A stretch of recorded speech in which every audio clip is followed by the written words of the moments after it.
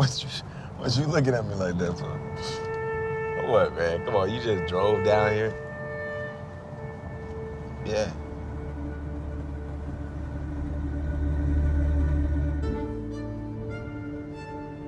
Today, we're going to talk about Moonlight. The reason why I picked this movie is because it is definitely one of the best movies I've seen of this year. Hopefully, it'll win Best Picture and Best Screenplay. I honestly think this is one of the most underrated movies of 2016. Directed by Barry Jenkins, also written by Barry Jenkins. The way it's filmed is very grounded, and it feels like something you would see in real life. And there are no stereotypical things that happen in the black community. Nothing like that. This movie is way beyond that. This movie is intelligent, it is grounded, it is human. It talks about human emotion, and it talks about how it is to grow up in an environment that repels against the way you are. I just want to say one of the best actors is Mahershala Ali. He plays as Juan. This actor, he's been in other things. I remember seeing him in Luke Cage. He plays one of the villains. But in this film, I was really expecting him to be kind of unlikable, but he was definitely not that. Ali was very relatable. And even though he plays a bad guy in this movie, you relate to him. You relate to him and you care for him. And basically takes the role of his dad and cares for him and loves him, teaches him how to own himself and how to be proud of himself. Yeah, he does questionable things, like he sells crack. One of the worst things he does in this movie is he sells crack to Chiron's mother. Another great performance are Chiron's actors.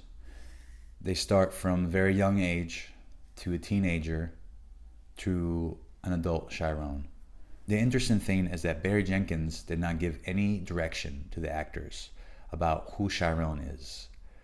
Each kid, each actor, from kid to teenager to adult, had their own take on Chiron. And that's what I love about this movie that makes it so real. It makes it so relatable, is that you can see how everybody changes in time and how people evolve in time. Who is you, Sharon? For a long time, try not to remember.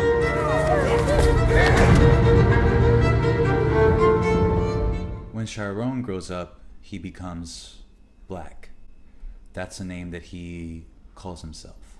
The actor that plays Black is Trevante Rhodes. I really, really like his performance. I think he really did an outstanding job. At the very end of the movie, you see how Black really becomes Juan, which is interesting because Juan taught him to be a good person. He taught him to own himself and to just be himself and be proud of being gay and being a black man. And it's really interesting how later on he basically turns into Juan. The way parents raise their kids. And even though you teach them the best things about how to be a better person, they'll always pick up on those small little imperfections you have. So I just think it's interesting how Black basically sells drugs too. He doesn't seem like a violent person in the movie, but he becomes a gangster. He becomes someone that you don't mess with. There's really nothing bad to tell about this movie.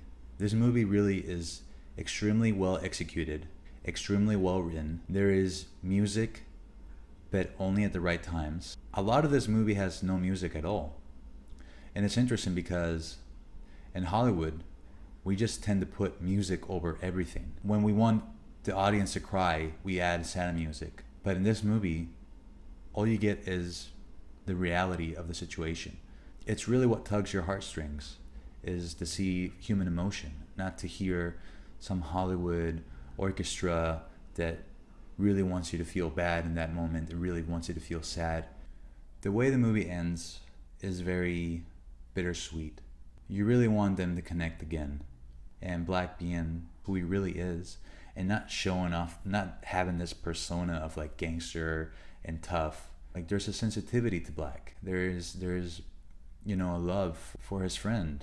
and he's kind of sort of scared to show it. It's interesting how Osu kind of reads him so well, and he really understands how Black is. And even though he grew up to be this tough gangster, he's still very sensitive on the inside, and he still picks up on that. And that's what I love about this movie, is that you really understand the characters and the very little details. So the ending is a little bittersweet. We imagine that there might be a future where they embrace who they are and they love each other. I think this movie is fantastic. I'm gonna give it a 5 out of 5. Thank you so much for watching, guys, and I'll see you later.